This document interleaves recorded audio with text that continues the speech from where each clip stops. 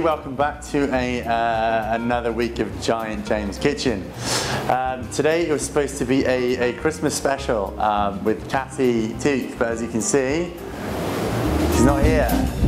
She's a bloody idiot and can't get out of bed on time. So she had a Christmas recipe prepared, but didn't show up. So I've taken some of her ingredients and I'm just going to make something off the top of my head.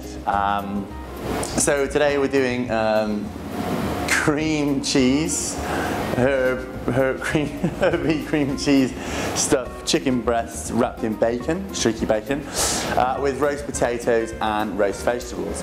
So, what ingredients do we need? Well, first of all, what I've done is I've preheated some boiling water, right? So we're going to need those to make the roast potatoes. I'm going to put the oven on at 200 degrees Celsius because we're going to need that as well. So ingredients wise, we've got some spring onions, or you can use chives. We have some chicken breasts, which were obviously the main part of our food. We've got some streaky bacon. We've got some flour, which we're going to use for the roast potatoes. We've got some herby cream cheese. I can't remember what this one's called. Bourgogne? No, never remember. We've got some beautiful apple sake, which you can just drink. It's not part of the meal, just enjoy it. We've got some red wine for me to drink as our chef. You can get that on the MIHK.TV store. It's bloody lovely. And we've got some garlic, which we're going to roast as whole cloves. It adds a really, really nice texture and flavour to the dish. And we've got some potatoes, which we're going to peel. And then we're going to roast. We've got some onions, which we're going to roast as well. And that's it. Really easy. Oh shit, before I forget, olive oil, as always, sea salt, and black pepper. And utensils wise, you need a big knife, a little knife, a teaspoon, and a peeler. So first things first, the potatoes take the longest, so don't worry about the raw chicken breast so much because everything here is going to be cooked, so nothing can make you sick or contaminate the food.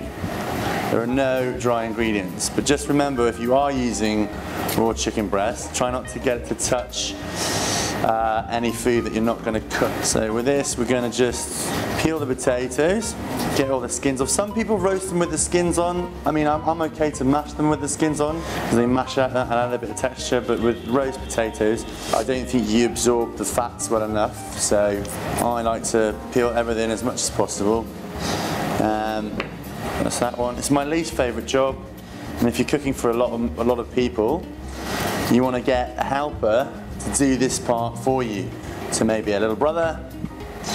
I was a little brother once, I still am. Or maybe, you know, a girlfriend or a friend, just to peel the potatoes. Do all the shit jobs in the kitchen that you can't be asked to do. But in this case, I don't have a Cassie, so I'm just going to peel it myself. Almost there. This will be the last Giant James Kitchen before Christmas. Cassie will be filling in next week as I have to fly back home to the UK. My mother doesn't know, so this is a surprise. So we're going to chop these potatoes nice and small. You see my hands there? You want to get it split like that? 2 for 1 hand. You can do them even smaller if you want them more crispy and more crunchy. Okay, now do as many or as little of these as you are feeding people. So usually about 3 of these, so a potato, 3/4 of an actual full potato per person. And what we're going to do is we're going to chuck all these into the boiling water and we're going to parboil them. So make sure you add plenty of salt for flavour. Don't hang back. So what does parboiling mean? Well, that means just boiling it so far that your knife kind of just sticks into it. You don't want to boil them and cook them completely, you just semi-cook them. It's about halfway between raw potato and fully cooked potato. I'll show you what I mean after a few minutes, but the knife should just be able to stick in sort of midpoint, yeah? And what that's doing is you're just softening the potato. So while that is cooking away, we're going to prep our chicken breasts and stick them in the oven. So you take your chicken breasts and you want it to be about half an inch thick, yeah? And then you're going to slice into the side of it. Let me try and get a good camera angle so you guys can see. Sorry, my tyres everywhere. I've just had a meeting with the British Embassy this morning, so I'm a little bit overdressed. And you're just going to butterfly it, chop it in half sideways, like a butterfly. It's a really, really simple, as always, and I always say this, I live by this. Simple cooking is the best cooking. So we're going to add cream cheese. I'm just going to stick it in the middle, like so. Don't be shy, I'm just going to add loads of it. That's just going to cook in there. I think that should be enough right there. And we're going to take our streaky bacon and we're going to just wrap it around our chicken like so. Use loads of bacon, don't be afraid. Just going to cook it. Some people partly cook the bacon before they wrap it, but I don't think you need to do that, it's just more work. The best cooking utensils you have are your hands, providing you're not touching anything that's going to burn you. So get stuck in, don't mess around. Now this dish would be more Christmassy if we had cranberry sauce, but unfortunately we do not have such luxuries at Giant James Kitchen, so we're going to have to make do without. So wrap them around. It helps if you have chicken breasts that are the same size. Mine are always a bit. Just wrap it around, enjoy that, get it in there. And we're going to put it in the hot oven. We've preheated this oven to 200 degrees Celsius. So what we're going to do is shove it in there. Okay. Like so. I'm just going to cook these for approximately 30 minutes, okay? The bigger one might need a few extra minutes. Okay, so check. You really only want to boil these potatoes for about sort of 5-10 minutes. So they need a little bit more time. With the leftover bacon, we're going to basically fry this off. We're going to make like a little bacon vegetable mix here with some shrooms, which we're just going to slice up nice and thin.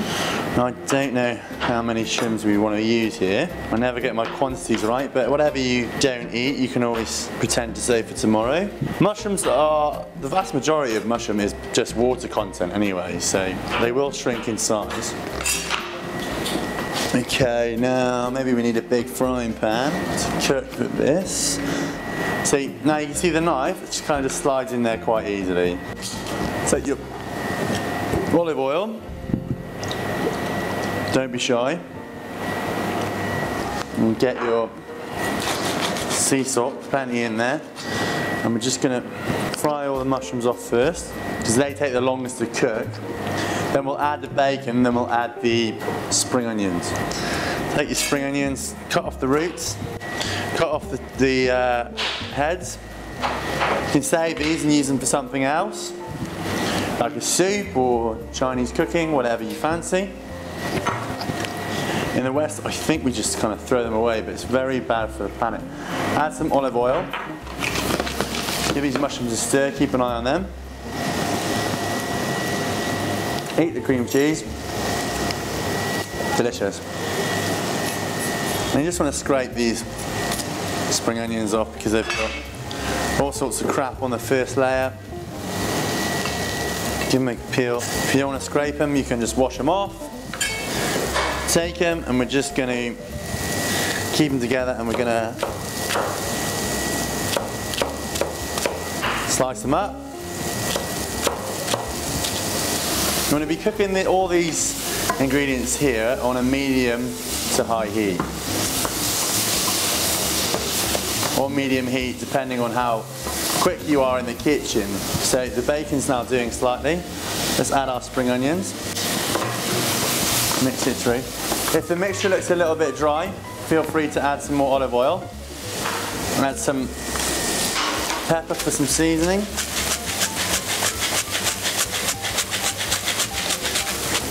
It's going to taste great.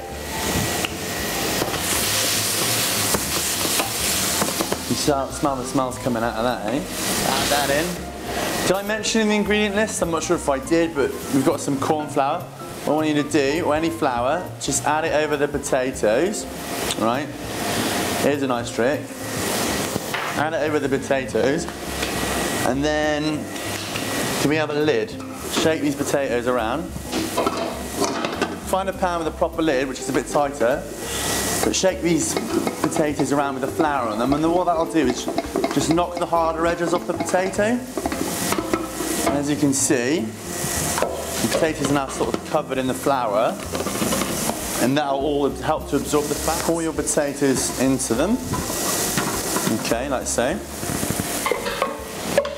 Your oven's still nice and hot, right? Then you want to take your olive oil, drizzle it over your potatoes, plenty of oil, plenty of salt, it's going to help them crisp up, and give them loads of flavour,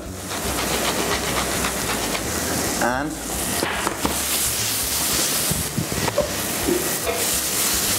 we'll add a little bit of red wine for flavouring.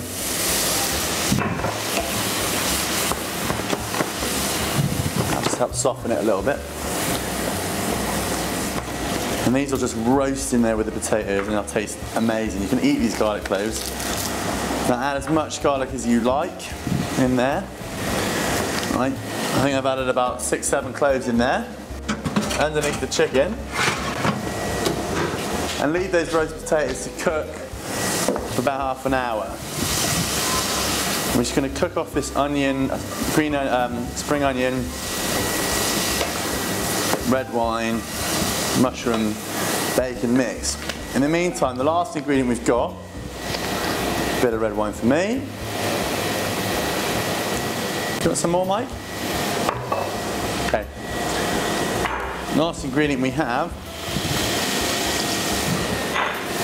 is the onion.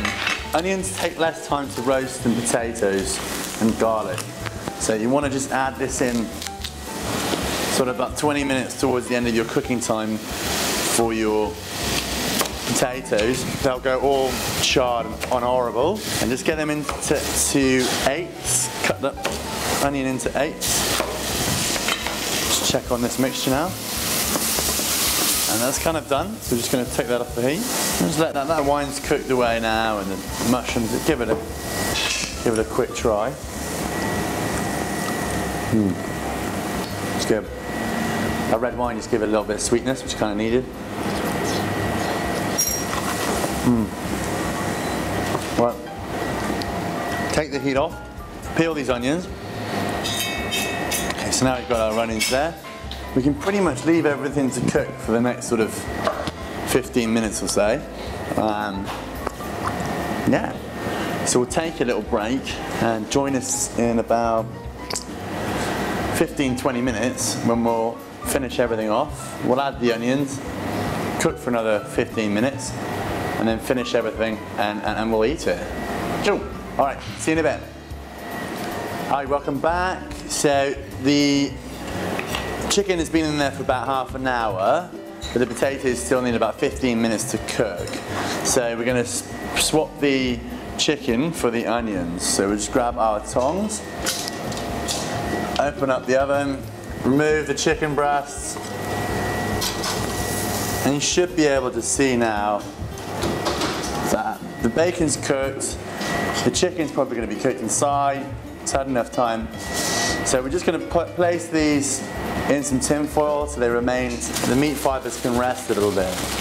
You have 1, 2 layers, just to keep that heat in there. But with no extra heat, it's just going to stay there and chill out. Stick in here, put our onions in there. And we take our olive oil again. Just make sure the potatoes aren't sticking to the bottom of the tray. Oh, hot. Take your olive oil again, just briskly drizzle over all your veg again. And then salt over everything as well. Loads of flavour. Try it out. I'm actually going to take some garlic out here and just try it out. I love garlic, especially when it's been roasted. Whack it back in the oven. We're just going to cook that again for another 15 minutes. But in the meantime, okay, so we're back after another 15 minutes. The onions have been in the oven. So we're just going to take it all out, and basically the colour and the consistency of the food is kind of how long you want to leave it in the oven for. So don't worry too much, just keep checking it every 5 or 10 minutes or so. Make sure you've got that right kind of colour. See, these potatoes are now nice and golden brown. To stop your potatoes sticking to the bottom of the pan, these are some of the crispy bits, on the bottom of the pan, just add more olive oil. So with this now we're going to add our chicken, which is nice and rested, still warm and juicy.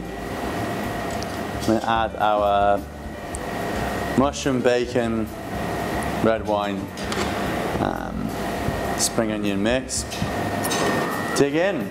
So, as always, Mike is going to take another plate and make it look very pretty. But this is James Graham, Giant James's version. Everything's tastes good. Hot. Potatoes cooked perfectly. Onions perfect.